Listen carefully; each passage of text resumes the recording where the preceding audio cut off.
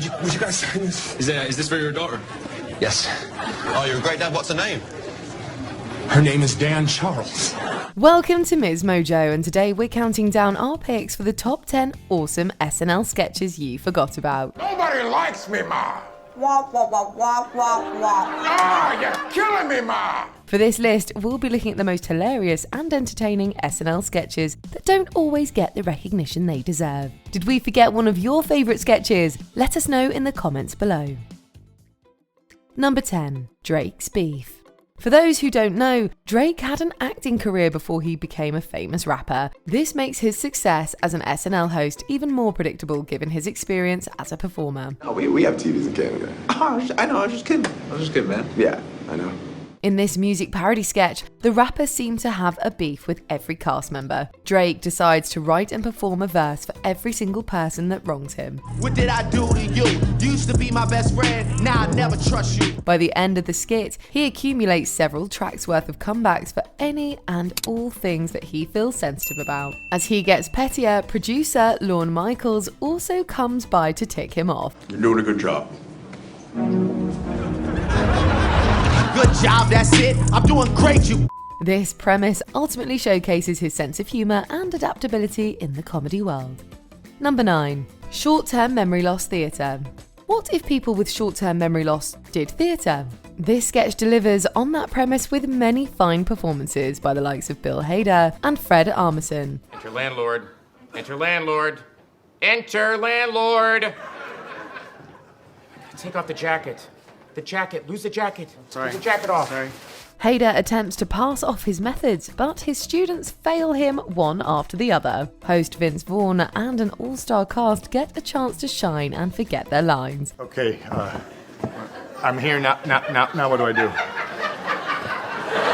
As one of the standout performers, Armisen has a goofy appearance involving a large jacket and his keys. You know, my keys are in there. Jana has everyone's keys. While it might seem like the one joke over and over, everyone's timing helps make this an underrated moment from SNL. Number 8. The Judy Miller Show live from her bedroom.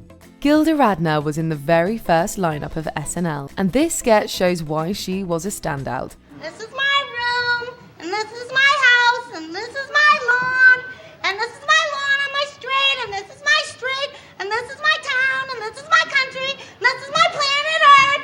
As the titular character, she plays an energetic girl who acts out several parts in her own bedroom TV program. Without the help of any other cast members, Radner has to rely on her own skills as a performer to get through the moment. Hello, I am the most beautiful person in the whole wide world. Yes, I am the most beautiful bride that especially everybody loves in the whole wide world. Not only is this impressive, but it's also a great reminder of the reason why the program became so critically acclaimed in the 1970s. It's a bold idea that showed the inventive and acrobatic performances that made the show an institution. On the Judy Miller Show. The end. Number 7. Woman of SNL, Real Housewives opening. Several generations of comedians come together for this carbon copy of a Real Housewives reunion show. Here with me today. Met your ass, it's an honor. Yeah. Exactly, an honor. Thank you, Sherry. This sketch also celebrates many of the greatest female comedians in SNL history, allowing them to do what they do best. Everyone from Tina Fey to Rachel Dratch gets to play their best rendition of a lovably problematic housewife. We are one big family, and don't mess with me, because you mess with me, you mess with my family. You mess with my family, you lose. For all the great performances, Maya Rudolph is a standout in her dramatic pronunciation and amazing exit walk. Andy, I'm no weave puller. It's insane. You pulled her weave, okay? You know it. Andy knows it and the weave knows it. All right? You are garbage. Garbage. That's it. She's a walking dumpster. Featuring some of the best to ever perform on the program, this moment features unprecedented amount of iconic women on the stage together. Number 6. You're a rat bastard, Charlie Brown. This isn't your childhood's A Charlie Brown Christmas special. SNL gives this children's classic a heavy dose of adult drama and laughs. You're a rat bastard, Charlie. Starring Al Pacino as Charlie, this sketch features a number of actors playing out an R-rated version of the tale. It also allows for cast members such as Bill Hader and Kate McKinnon to unleash their best impressions. Charlie Brown, what the heck do you think you're doing? This is Christmas. You can't just be moping around. It's not right. I know. Look out for Jason Sudeikis as a surprisingly great Philip Seymour Hoffman, and Martin Short's surprisingly accurate Larry David performance. I don't know, this whole Christmas thing, it's a whole to-do, you know, with the parties and the presents and the decorating. It's not for me. Retelling the story through profanity-laced triads, this aggressive reimagining makes for a hilarious and well-acted skit. Number 5. Spelling Bee. Will Forte is the driving force behind this sketch about a nervous spelling bee contestant. In a simple premise, Forte delivers a truly off-the-wall spelling of a word. The word is business. Business. BRDTFKLMG.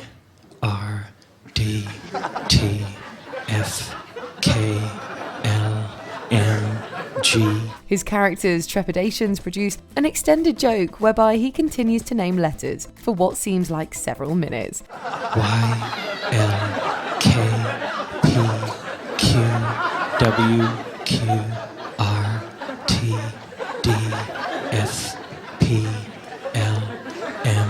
One of the more underrated comedians of his tenure on the show, the performer's skills make this a delightfully absurd moment. Chris Parnell follows up with a perfectly timed response that punctuates the skit for added effect. Wrong. Tenacious D's appearance only makes the wild idea even stranger in a dramatic ending. This was a true story. Number 4. Crime Scene. It's Always Sunny in Philadelphia star Charlie Day plays an absurd character in this sketch. Along with it taking place in a recreation of the Seinfeld apartment, it also involves a detective that doesn't know about basic pop culture. What the hell are you talking about? I'm just saying, you know, the couch here, the kitchen over there, it looks a lot like the, Jerry's apartment from Seinfeld. No. What's Seinfeld? Jason Sudeikis plays a cop who gradually learns that Day's character knows even less than anyone could have expected. Oh, Bob Costas, right. He's on TV. He knows, like, everything about baseball. Yeah, no, baseball. I don't know what you're talking about. Oh, come on! Both the actors deliver hilarious performances in this homage to Abbott and Costello routines. The only thing that makes it better is that Bobby Moynihan appears as an insane version of George Costanza. Die, Jerry! Look out! With a ridiculous premise, you can tell that the writers had a lot of fun delivering this tribute to classic comedy. Number 3. Toonces the Driving Cat, Driver's Test. Not every piece of writing on Saturday Night Live has to be highbrow. Take this wonderfully crazy sketch about a cat who drives a car as a perfect example. He drives around all over the town. Toonces the driving cat. In a fake sitcom about a talented cat, Steve Martin and Victoria Jackson play its optimistic owners. Unfortunately for them, the feline doesn't seem up to the task and sends them over a cliff. Toonces, look out! Martin in particular plays off the situation well and with enough dedication to make the moment seem authentic. After watching the skit, we wish that somebody had created a real show about Toonces. All right, sir, if you'll just go ahead and pull out into traffic. Look out! It's also just funny to watch a cat puppet sitting in the driver's seat. Number 2. It's a Wonderful Life, The Lost Ending. It's a Wonderful Life is a beloved holiday classic that receives a pitch-perfect parody in this sketch. Host William Shatner introduces an alternative ending to the Frank Capra film, where the townspeople of Bedford Falls seek revenge on Potter. I just called Clarence at the bank. He told me that old man Potter deposited exactly $8,000 right after I left. It was him! Well, what are we waiting for? Let's go get it! Leading an angry mob to beat up the wealthy villain, George Bailey becomes a brawler in a skit that's both highly accurate and funny. If nothing else, you get to see what it would be like if the original film went off the rails. Harry, Mary, hold him for you! Get him,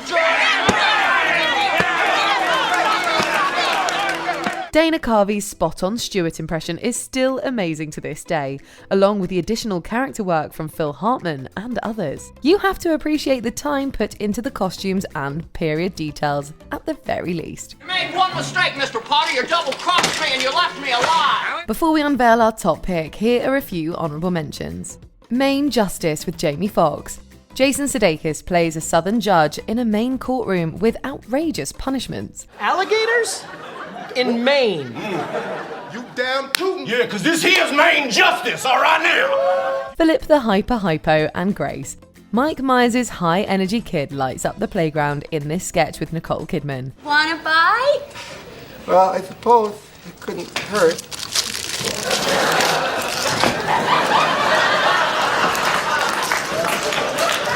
Schiller Vision's hidden camera commercials. Chris Farley gives this sketch his all as he trashes a restaurant over a coffee prank. You son of a... You no good damn... Sarcasm 101. Matthew Perry is perfectly cast as a sarcastic teacher that tries to teach students his art. You people are cruel. You people are cruel. That wasn't sarcasm, I just enjoyed doing that. Lorne and Tom in a tub. Rubber duck. Producer Lorne Michaels endures Tom Green's endless quacks in a bathtub.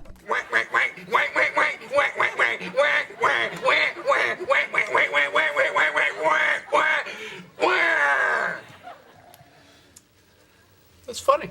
Before we continue, be sure to subscribe to our channel and ring the bell to get notified about our latest videos. You have the option to be notified for occasional videos or all of them. If you're on your phone, make sure you go into your settings and switch on notifications. Number 1. SNL Digital Short, United Way. Who would have thought that Peyton Manning would be born to play comedy? On top of that, Manning reveals his darker side in this parody of United Way commercials. Pete, watch the blitz. Brown 55 Razor. Sit. Open, get open.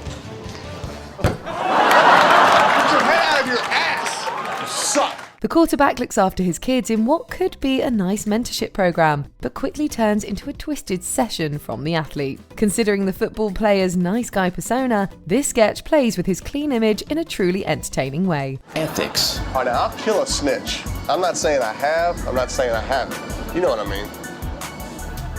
Whatever. Kids are no.